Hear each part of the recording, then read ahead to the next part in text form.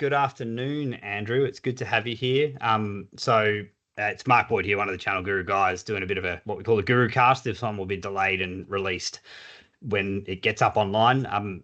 As we build this audience at Channel Guru, we're trying to do things unique in the market that MSPs need, I guess. And Andrew, you and I met while I've been involved at All Tasks. I called you going, I don't know anything about insurance. Tell me everything you know. And you seemed like a guy that knew what he was doing. So I made introductions, and I'm pretty sure we executed our insurance through you guys and cut over from the other insurer without going too much into deep stuff.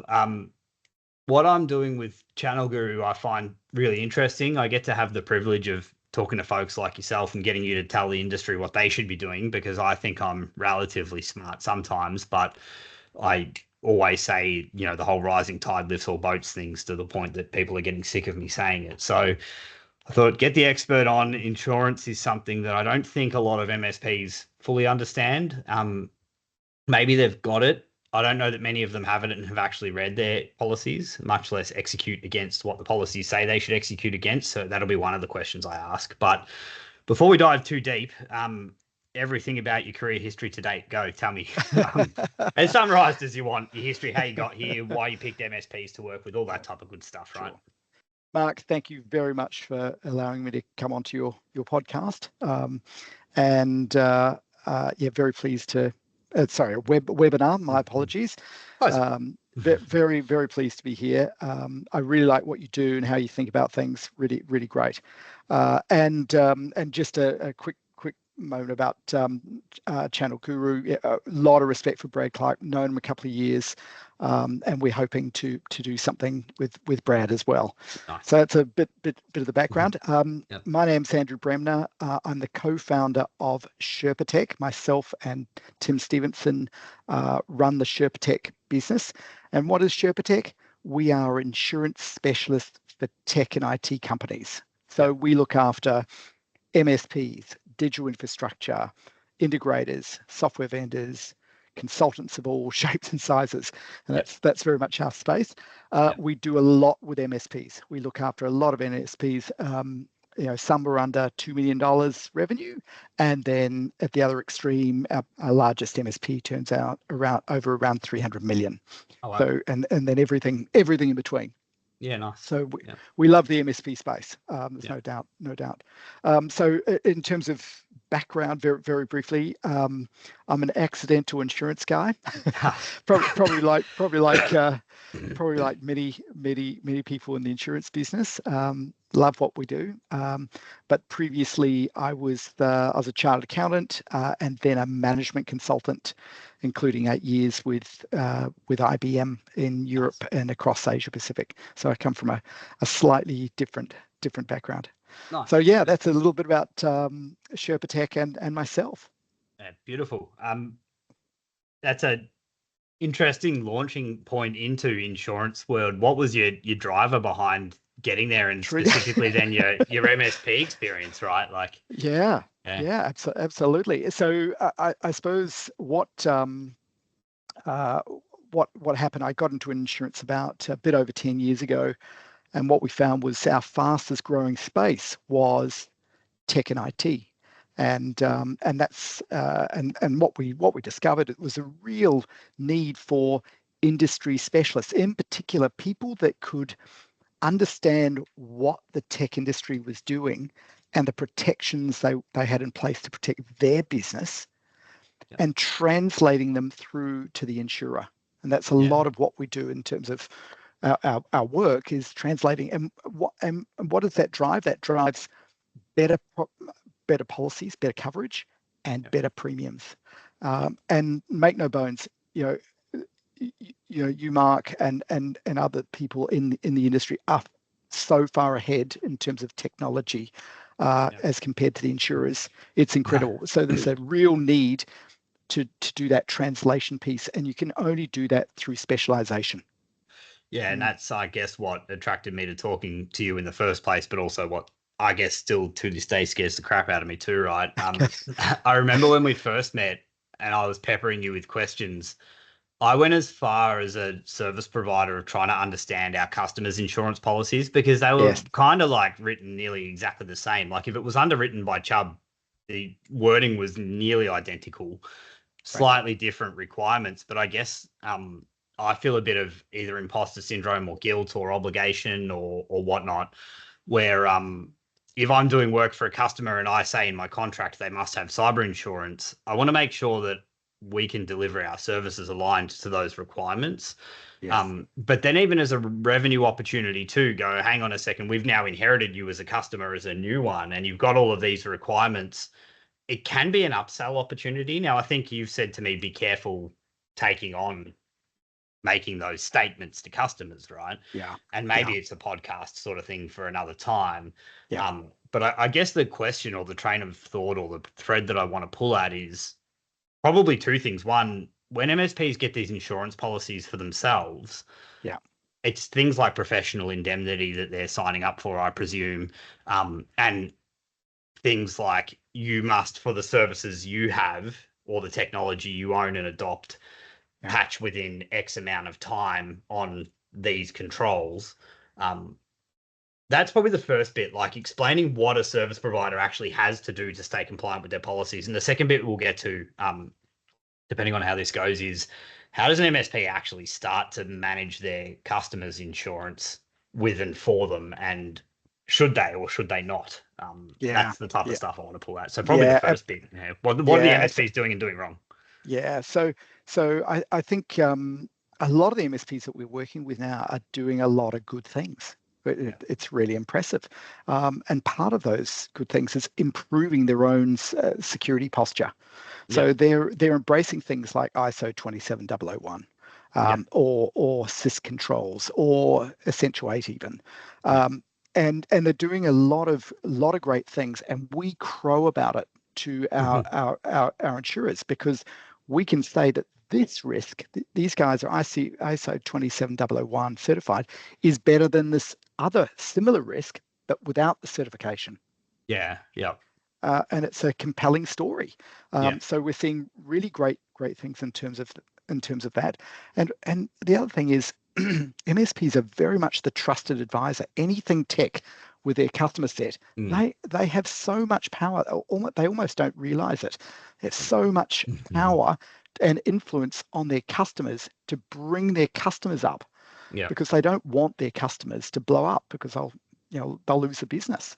Yeah. Um, so the biggest exposure that we see with the MSPs, and we'll talk about the customers, excuse me, in a moment, but the biggest exposure for MSPs is around professional indemnity, or perceived or actual bad advice. Yeah. So um, no different to a doctor or a lawyer, an accountant, dentist. These professions carry professional indemnity insurance to protect them from claims of bad advice. And there's two types of bad advice. There's real, like someone left a gate open and the cyber bad guys got in to the customer, and they had a ransomware attack and it cost them $1 million to get out of it. Okay, Yeah. so that's a real example. But then there might be a vexatious, what we call a vexatious or a BS example, whereby the client has a cyber incident, but blames the MSP incorrectly. Yeah. Yeah, and they might have said, "Hey, you guys have got exposures on these endpoints that we don't look after. It's outside of scope, but you've got some endpoints that you manage." And then they have an incident through those endpoints not managed by the MSP, but they still blame the MSP. Yeah. Yeah. And And I guess that's the bit that's tripped me up. Sorry to interrupt because you've yeah, got other things to talk about as well. But like, oh, where does the client get to blame the MSP? And to what extent does the insurance allow for that to happen and pursue damages against the MSP? I guess like yeah. that's So the the good bits thing that I is, look at. yeah, the good thing is, Mark, is that the professional indemnity policy protects the MSP for both instances, Okay. both Yeah. the vexatious or the BS claim and the real one. Yeah. So it's called on this side, it's called negligence. Yeah. So Well, so you don't. Yeah. yeah. Sorry. Oh, so you go. Sorry. I'm just so You excited don't. by the things that I've got 10 million more questions, but no, I'll let you finish. Mate, Sorry. you're so intellectually curious. It's awesome. It's Yeah. you love it. You love it. So, Mm. so yeah. So that's sorry. That's the main point there. That's Yeah. the PI policy picks that up. Both of them. Yeah. Mm. I wonder, and there's a lot of people in the Channel Guru community that talk about this, the gurus, I guess, that we're trying to lift the standard Yeah. in the MSP space, and everyone's well intentioned and it's full of just brilliant people, right? So this isn't Oh, denigrating the totally. community, and we're Totally. working with shrinking margins, decreases of revenue, saturation in the market, et cetera, et cetera, et cetera. So it's impossible for us to put 10 extra people on every day to cater Yeah. for the ever-growing risk and compliance requirements and so on and so forth. Yeah. The Privacy Act changes, the notifiable Yes. data breach stuff came in, all of that stuff Yep. happens. And I look at this going, I believe that there's a moral obligation on the service providers to read their customers' insurance policies and make sure our practice is aligned to it. And yes, it's a revenue opportunity, but the moral thing and the revenue thing I always grapple with too. Yeah. But it doesn't seem to be happening, right? Like I've read so many policies, and maybe it's just because of how fast the industry is evolving, right? We're a Yeah. product Yeah. and a symptom of it, that if a customer's insurance policy says patch things within 48 hours, like just it feels like, maybe the point I'm trying to make is it feels like service providers maybe hide behind the idea that, well, we've got professional indemnity, so blah, or we told you so and you didn't take our advice, so too bad, right? Yeah. And we're covered, and then we move on, and then we sleep as easy as we can at night, knowing that we're Yeah. battling 50,000 things as MSP owners or practitioners, right? And Yeah. and I guess my question then is, do you see the landscape changing in Australia, at least, where we have to start paying attention? We don't have a choice, because that sort of thing's happening over in the UK too for MSPs at the moment. By virtue of being employed by those customers, we are liable, is what I understand of some of the UK legislation, at least. But Yeah. what's happening here? What's coming down the line? Yeah. So I think at the end of the day, insurance companies are humans too, and they know Yeah, that people make mistakes. And you might have a requirement, and we call it cyber hygiene, that the patches are up to date and MFAs across everything that you do. yeah, And you train your all the staff on cyber training every month, whatever. yeah, So those sort of things are kind of expected, but insurers know that people make mistakes, that maybe the patch didn't happen for, it was delayed a week, and in that yeah, time the cyber bad guys, they knew the patch was there was a gap, and they were yeah, hitting users yeah, with with bad guy software, yeah. to try and to break in while there was a gap. So the reality is, back to this point around negligence is covered. Um, Insurers are there if you make genuine mistakes. That's by and large fine. Yeah. Genuine mistakes. If you fib about something, if you say, for example, in your proposal, which is one critical part of the insurance agreement, if you say in your proposal that yes, you've got MFA and you sign that off, but it turns out that you don't, it's an opportunity for the insurer to say, you said you've got this. In actual fact, you did not have it. Yeah. You know, should we really pay? And that's where you need the broker to jump in and fight for you. Okay. Yeah, that But was the bit I was missing, because I didn't even know that was an option too. So, yeah. and in this case, you guys are the broker for that fight, right? Well, yeah, that's right. And our community, our insurance broking community, are the people that will take the claim to the insurer and Yeah. drive and work hard to drive the best outcome for the insured, for the customer. Yeah, that's interesting. I didn't know that. And so what, in terms of what you see changing, and I do think a lot about the 10 trillion different certification and maturity security standards, Yeah. like you alluded to, ISO or the Essential 8 or CIS or NIST or NIST. Yeah. 10 other million ones of them. Do you see there being enforcement against those standards being leveled at the service providers or I guess the end customers, because the end customers have notifiable data breach and privacy act obligations that 95% Correct. of the time I don't see them meeting. Yeah. But are you seeing Over that $3 coming million. down? Yeah. Over Yeah. $3 million. Yeah. Revenue. Sorry, I interrupted you. Sorry. No, no, all good. Yeah, Yeah. well, Yeah. this is how we act every time we get on a Yeah. call. It's like I think we're both so excited and passionate about this stuff that it's impossible not to, right? But, yeah, Yeah. I think, and we're seeing it again. This great opportunity for MSPs as trusted advisors to lift their clients up, and improve their cybersecurity postures, and to protect them. Because at the end of the day, MSPs provide such a underrated, critical service to customers by keeping the lights on. yeah, It's just incredible. Like if the organization, say a big law firm or even a medium-sized law firm with say 200 staff, if those staff don't bill for a week yep, because their systems are down, the impact could be certainly hundreds of thousands of dollars. oh yeah, And so the reliance on the MSP to keep the lights on is so critical. So to that point, if the end customer, in this case a law firm, if the MSP can lift them up, and you mentioned the rise all boat or yeah, rising tides raises all boats. If they can lift them up, one, the MSP gets a chance to sell more, and yep, and two, to provide real value yeah, to protect that customer. And it's such a massive opportunity. It's not necessarily all about price. It's about what value that they can bring to the end customer. yeah, yeah. So I think there's a huge opportunity here. I think the opportunity's almost unlimited, right? Revenue doubling or tripling in some cases with huge margin too. So I think the bit that MSP struggle with is they don't want to, and I'm at the forefront of not wanting to do this, going cap in hand to customers all the time and saying, do more because Yeah.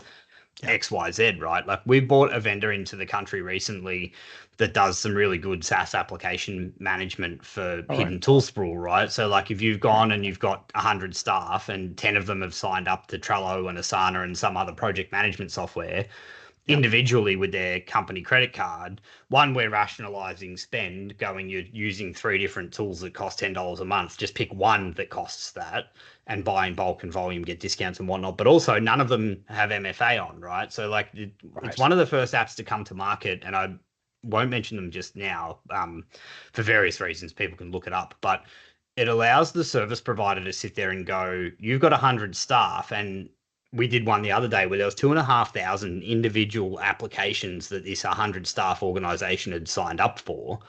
Right. Wow. So it was like 300 apps, but then 300 times the number of users times the number of accounts created. Then 85% of them didn't have MFA on them. And service providers have never had this capability. It's a software company that's less than 12 months old and are just coming into Australia, right? So like that's the bit where I go, it's huge revenue and margin opportunity, but for the MSP to get out of bed, it's $10,000 US and a minimum of 150 seats. Yeah. Or, so how do they fund that? Because I don't have that cash flow in my MSP necessarily. I can't invest ahead of the curve because I'm going to my customers cap in hand and saying, this is only $10 a user a month. But then Yeah. you've got Microsoft 365 data governance tools that prevent XYZ. And then Yeah. you've got this other security thing. And then now Huntress has come out with ITDR for threat detection on identity. And all of a sudden, in a real world example today, I had a 130 seat company where we said, you've got gaps in your operational security. Right. And it's just 4 or 5 tools that you need to cover those gaps to stay aligned to your insurance. But over 12 months, just the tools alone at $7 per user per month across those 10 tools, all of a sudden it's a $106,000 proposal, right? With the right margin that I would expect it to make. But the point that I'm rambling to is that that's where the MSP struggle. And that's where I think that insurance conversation is interesting because if we've all got professional indemnity, then none Yeah. of what I just described really matters. But the MSPs that I think are going to thrive in the next 12 months to 3, 4, 5 years as the landscape changes, especially with insurance, are the ones that can find a way to break that cycle of cap in hand. We've now got this extra thing. We've now got that Yeah. extra thing. We've now got A, B, C, D, all the way through the letters of the alphabet and back again, things Yeah. that you need to Yeah. do, dear customer. Yeah. But my fear is two things for comment, and then, we're getting to the top of time, is if the insurance landscape changes so much soon that it forces service providers into that selling that extra $100,000 worth of software for a 100-seat company, Yeah. I don't know that many MSPs are going to survive. Or that I don't know that customers are still going to take it seriously enough, because we send vulnerability proposals all the time saying, you're not doing this thing. You say you want Essential 8, Yeah, it's going to cost me exactly. $3,000 a month. Mm-mm. I don't know, maybe I'm asking for your moral opinion on this, if you're willing to give it. Is it good enough? Is the landscape we're playing in right now good enough, especially in the insurance world, to go, we all feel guilty as sin, we can't do more, but we have to feed our families too, right? How do Yes. you convince a customer to go, insurance being one of the key drivers of why I'm asking you to spend this money, you're exposed and you have to? But if the answer is often no, I think a lot of owners look at it and go, well, I tried. Is that good Yeah. enough morally? Like, we're all Yeah. losing sleep over it. Yeah, I suppose the first thing is probably, far better than me. We're just little insurance brokers. At the end of the day, I suppose what and it's the same in our business. What is it? It's about value. And the story about the value. So if I realize, if I fully understand that my law firm could be down for 2 weeks, Yeah. and the impact it will have in brand damage, Yeah. on billing, on on employee retention, Yeah. um, on customer retention, all those things. If I'm fully aware of that piece, I will spend every every penny I can to make Yeah. sure that that does not happen. Yeah. And I think for MSPs, there's a huge opportunity to tell that story, to Yeah. explain the value of having the right frameworks in place, the Yeah. right software in place, the right training in place, the right partners in MSPs. Yeah. I think there's an enormous opportunity. But again, I'm just a humble little insurance broker. Yeah. But one thing I would say, and probably the biggest message that I'd like to share with you, Mark, is MSPs need their customers to carry cyber insurance, Yeah. even the most basic policy. Why? Because when they have a cyber incident, they reach for the 24/7 instant response, which is very much at the forefront of a cyber policy, Yeah. rather than the MSP's professional indemnity policy. Gotcha. Yeah. And I think it's not for MSPs. They don't have to jump into this in a massive way, but they should be promoting it through their MSAs, their T's and C's, and making sure that their clients have cyber insurance Yeah. to Yeah. protect them. Yeah. I certainly know that all tasks where I am at the moment, and still, and hopefully always will be, that we put it in our contracts going, you must Fantastic. have it. You're How very it's mature with enforced that. is different. So Yeah. I guess my final question then is a question that I asked you a while back too when we first met. Mm. Should I, as a service provider, been reading my end customers' insurance policies to make sure we're aligned to them, or should we rely on the default state? Because you said, I don't want to put words in your mouth. I'll say what I think you said, which was it's fraught with danger, or don't do it because it's a waste of time. But what's your thoughts on that? Just wrapping Yeah, up. so it's probably not the best use of time is my read on it. Mm. In order to sell insurance, you need to be licensed. You have to have an AFSL. You need to Yeah. be adequately qualified, and you need to be skilled in the industry to provide that advice.